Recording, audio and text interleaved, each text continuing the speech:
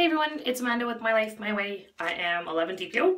We're going to do a pregnancy test with a first response.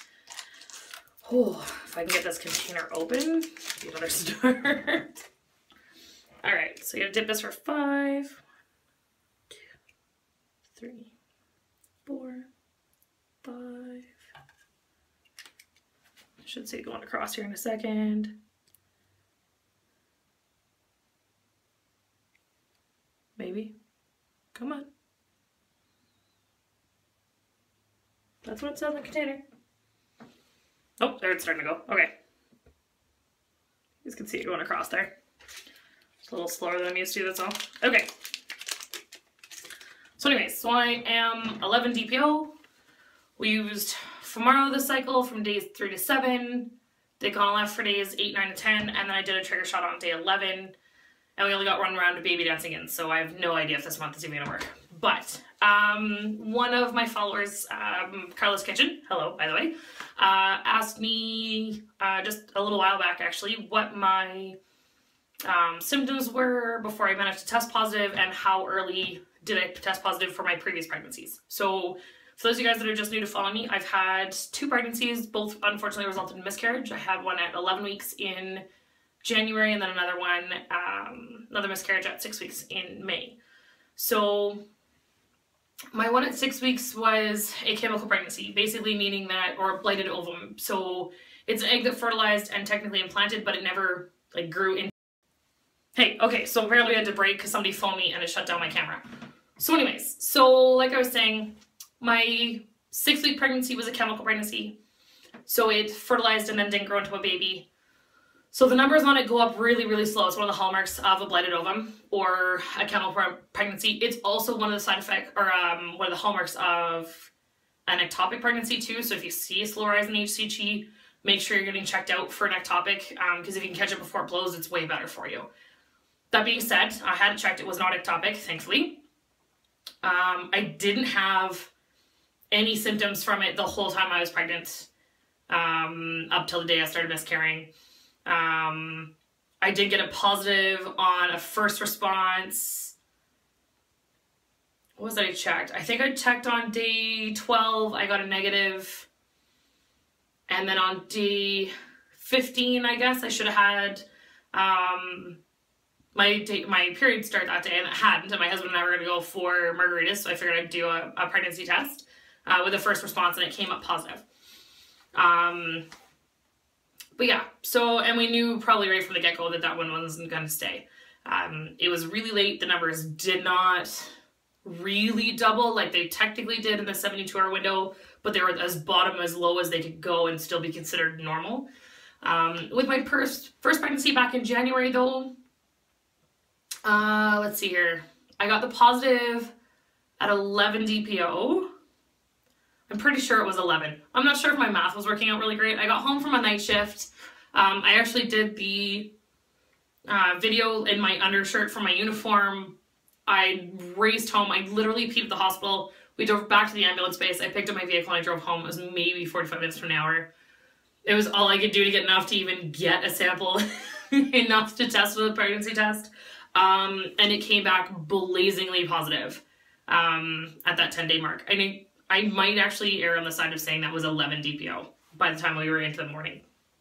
Up until that morning, I didn't actually think I'd had any symptoms, but I woke up for the night shift, and every time I went to go eat, I'd feel good until I was halfway done what I should have been able to eat, like halfway through my portion, and then I'd feel super sick and have to stop eating again.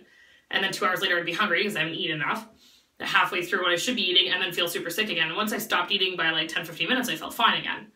So I didn't really know what was happening. I do have stomach ulcer issues, but generally speaking, if I can get past the nausea and eat something, then my stomach feels better. So it was sort of opposite of what I usually see for stomach ulcer symptoms, and I thought it was really weird. It's what prompted the test in that morning. Otherwise, I probably just would have waited it out. But it was super strong. So if you go back, actually, if I think about it, when I upload this video, I'll stick it in the comments so you can watch it too. It's kind of a cute little video. It was one of my favorites that I've ever made. Yeah, so that's pretty much where we're at. Oh yeah, I did have implantation bleeding. I lied. The first pregnancy, when we went to 11 weeks, I had implantation bleeding about 4 or 5 days, I think, before I did the pregnancy test. I didn't realize it was implantation bleeding at the time. Never really occurred to me that that's what I was looking at. I did not have it with my second pregnancy. I can't even remember if my boobs were sore. I know they were sore after I got pregnant with the first one, like after I got the positive. But I tend to swell fairly large, like enough that I need a differently sized bra every 3 to 4 months, notwithstanding pregnancy. It's just sort of a PMS symptom for me. So it's not them swelling, them being sore, them being soft to the hard, like sensitive to the touch, doesn't really mean anything for me. So I can't remember if that was a symptom or not. You'd have to go back and watch the video. I can't actually remember. I know they were sensitive for the rest of the pregnancy, but it was sort of like my PMS swelling just never went away, is basically what it felt like. I didn't feel any different. So they are a little sore this month. They are a little swollen this month. Whether or not that means anything, again, it's kind of 50-50 at this point. I usually do not test with a first response anymore. It's been 2 years of pregnancy tests and that kind of stuff, so you kind of give up hope a little bit. And each test the cheaper stuff, even if it takes an extra day or two, it's not really a big deal. The only reason I'm testing with first response today is because I'm going out for possibly drinks with a girlfriend of mine tonight. And I just want to make sure that we are actually negative rather than wait 2 more days and finally get a positive on a cheaper stick. So anyways, that's kind of the end of my conversation today. Thanks again for those of you guys that follow me. If you're new to my channel, absolutely like and subscribe and keep watching and keep holding out. Hopefully one of these days I'll get to the point of actually being able to show you guys a pregnancy with a baby. That would be super. If we could stop the trying and actually get to getting to, that'd be awesome. Okay. Nope. And that's dead negative.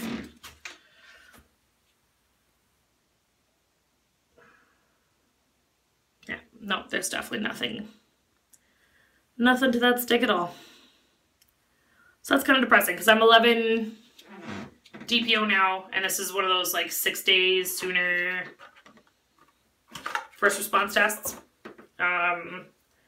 If we were pregnant this month, it should have come up by now. I'm not technically out for a month. But that's kind of sad. 6 months of medications. So 2 months since the last pregnancy. This is my second medicated cycle since the last pregnancy. So maybe next month. We'll see how it goes. Okay. I'll probably keep testing over the next couple days. I might not test tomorrow with the cheapy stick just because the cheapy stick doesn't test till 25. These are at 10. So if this one came up negative today, the cheapy test won't come up negative, or will come up negative tomorrow. And maybe we'll go from there. Okay, I'll talk to you guys later. Bye.